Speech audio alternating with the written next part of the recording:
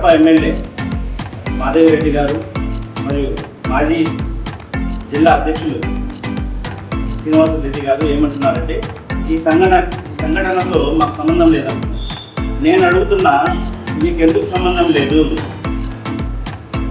కడప నియోజకవర్గ ఎమ్మెల్యే మీరే కదా, ఇక్కడ శాంతి నెలకొల్పాల్సిన బాధ్యత మీపై ఉంది కదా.